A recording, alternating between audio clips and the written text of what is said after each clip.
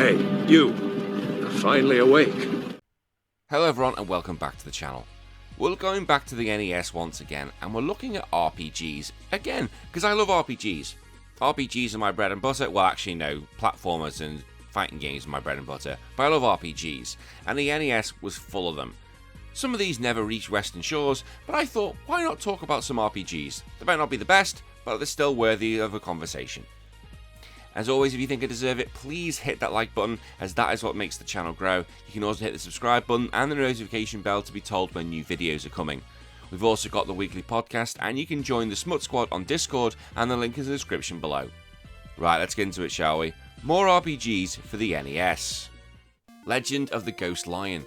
Often overlooked because it arrived late in the NES's life cycle, the game is a bizarre and surprisingly poignant RPG developed by Kemco. It's loosely based on the 1980s Japanese movie, but you don't need to know the source material to feel its unique, slightly lonely atmosphere. You play as Maria, a young girl whose parents go missing while searching for a mysterious white lion. Well, that's not a good idea then, is it? Maria falls into a rift and wakes up in a dream-like fantasy world.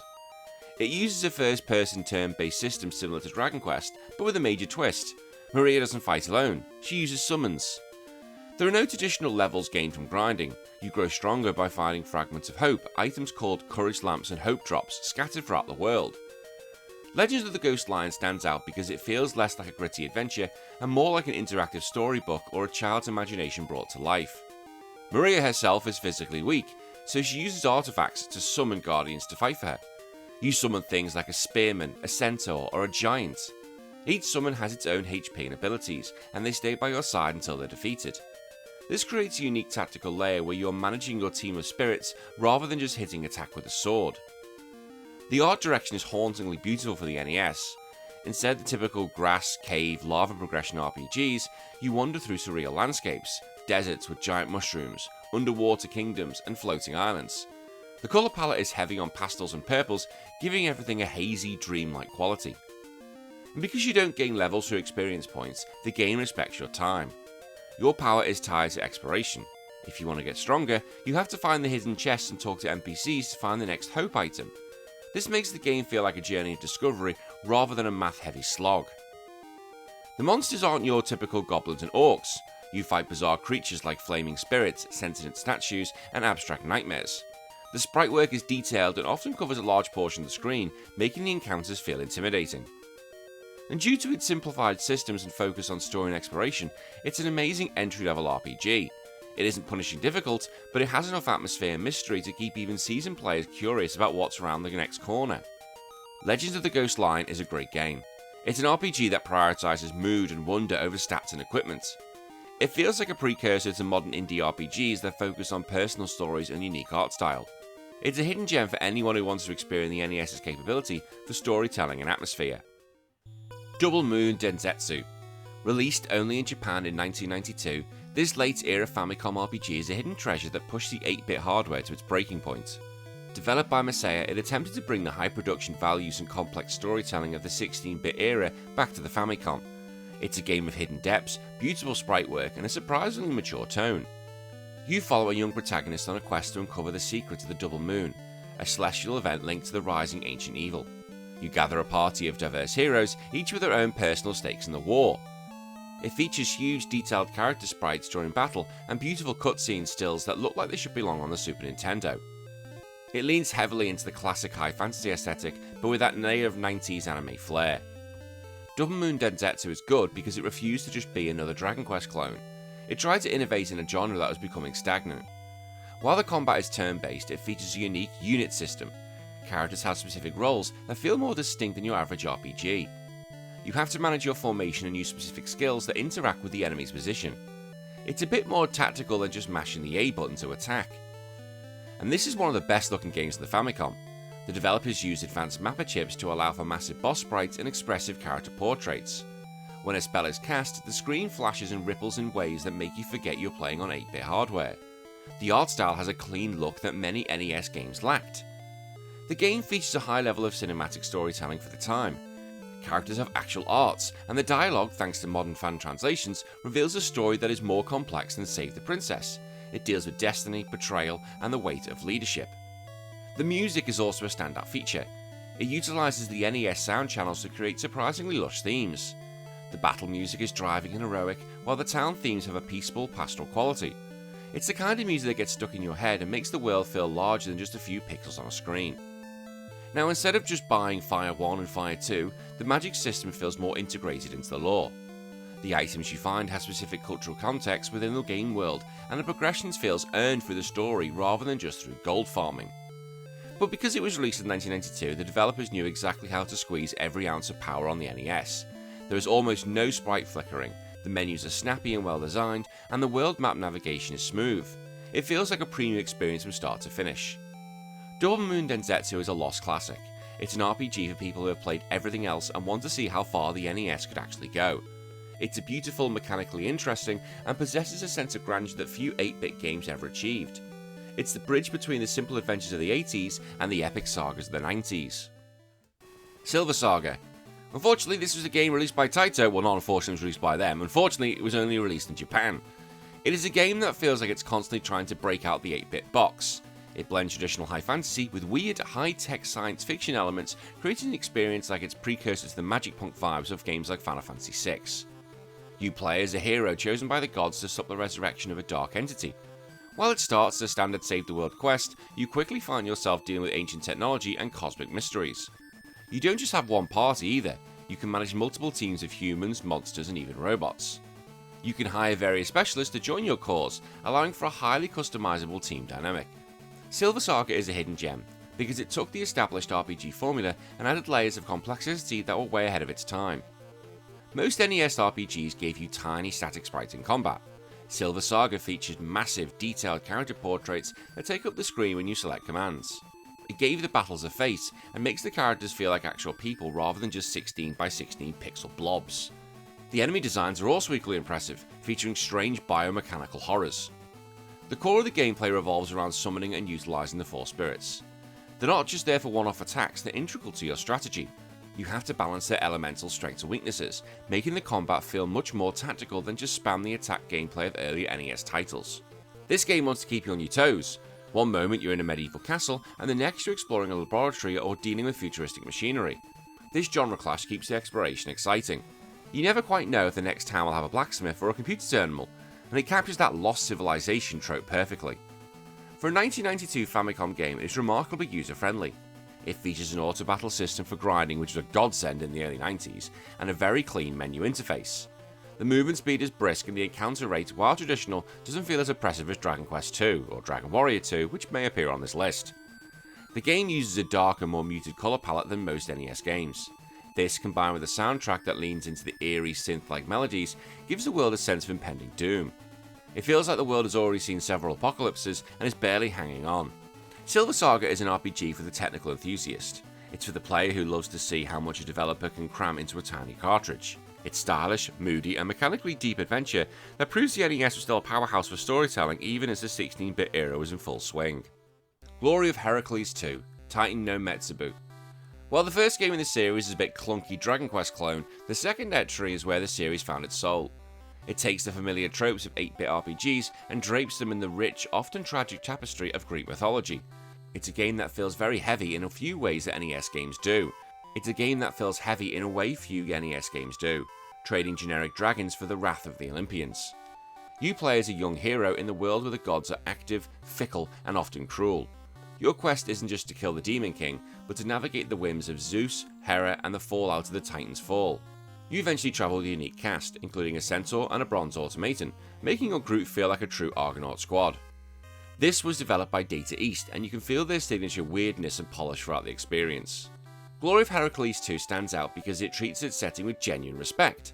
Now the game nails the ancient Greece vibe here. You aren't just visiting Town A and Town B, you're visiting Athens, Crete, and the underworld. Well, that's still the case today if you want to go to Greece. The architecture, the NPCs talking about philosophy or the gods, and the constant presence of the Mediterranean Sea creates a cohesive world that feels lived in ancients. Long before Pokemon or Zelda made it standard, the game features a functional day-night cycle. Certain shops only open at night, NPCs move to different locations, and most importantly the monsters get significantly tougher and more aggressive once the sun goes down. It added a layer of time management to your travels. In a very forward-thinking move, your weapons and armour can actually break or lose effectiveness. This forces you to engage with the game's blacksmith system. It makes your gear feel like physical objects rather than just static stat boosters. Finding a legendary ore to forge the hero's blade actually felt like a major milestone. Now, Greek myths aren't always happy, and neither is this game. It features some surprisingly grim moments and the tragic NPC arcs that reflect the fate-driven nature of the source material. It captures that feeling of being a mortal pawn in a game played by giants. For 1989, the graphics are exceptionally clean. The monster sprites are based on classical depictions of chimeras, medusas and hydras, often look much more refined than the blobs and slimes of other RPGs. The soundtrack is also a highlight. It's regal and sweeping, fitting the heroic age perfectly. The game features environmental puzzles involving moving statues or navigating specific temple layouts that require a bit more brainpower than the average Find the Key quest. It makes the dungeons feel like actual ancient trials rather than just monster-filled hallways. Glory of Heracles 2 is the thinking person's 8-bit RPG. It takes the hero's journey and grounds it in a world of marble pillars and vengeful gods. It's a must-play for fans of mythology or anyone who wants an RPG with a little bit more weight and cultural flavour than the standard fantasy flair. Dragon Warrior 2, or Dragon Quest 2. In the West, as we knew it as Dragon Warrior 2, but in Japan, Dragon Quest 2 was massive, along with Dragon Quest 1 and then Dragon Quest 3.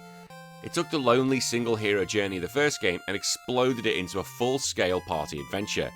It's the blueprint for the party-based RPG, introducing mechanics that every game from Final Fantasy to Chrono Trigger that will eventually adopt.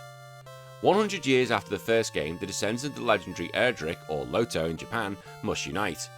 You play as the Prince of Maidenhall, who must find his cousins, the Prince of Cannock and the Princess of Moonbrook, to stop the evil wizard Hargon.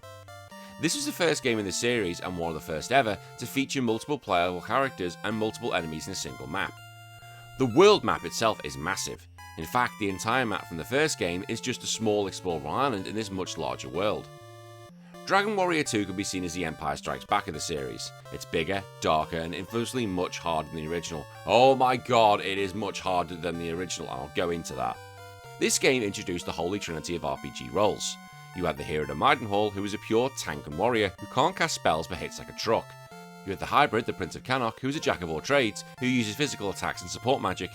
And then you had the mage, Princess Moonbrook, physically frail but capable of devastating offensive spells and essential healing. Learning how to protect your glass cannon princess while the Prince of Maidenhall draws fire was a revolutionary tactic heard in the 90s. This was the game that introduced the ship. Getting the boat in Dragon Warrior 2 is one of the most liberating moments in 8-bit gaming. Suddenly, the world opens up and you can travel to distant continents, hidden shrines, and even return to the ruins of the first game's castle. It turned a linear quest into a global treasure hunt, although at first you're going to be going, what the fuck do I actually do? Instead of just going from town A to town B, the game tasks you with fighting 5 hidden crests scattered throughout the world. Some are held by bosses, others are hidden in the environments. This encouraged non-linear exploration and made the world feel like a giant puzzle rather than a series of hallways. Even in 8-bit pixels, the late great Akira Toriyama's monster designs shine here. The game introduced staples like the liquid metal slime and the Gigants, and the enemy sprites were larger and more expressive than before, making the first-person combat feel more alive. Now, the final stretch of this game, the Cave to Roan and the plateau itself, is legendary in the RPG community. It is absolutely balls-breaking difficult, filled with instant death spells and traps. While modern gamers might find it frustrating, for the 8-bit generation, conquering Roan was a badge of honour. It provided a sense of tension and survival horror that few RPGs have matched since. And that section is an absolute farce. You arrive in the snow and you get your dick handed to you. You simply just need to grind and grind and grind and grind, because the story is, they never playtested this because they had to get the game out. The jump from what you were to what you need to be is absolutely goddamn ridiculous. Either way, I've done it, and yes, it's a badge of goddamn honour. Dragon Warrior 2, or Dragon Quest 2, is a game that proved RPGs could be epic.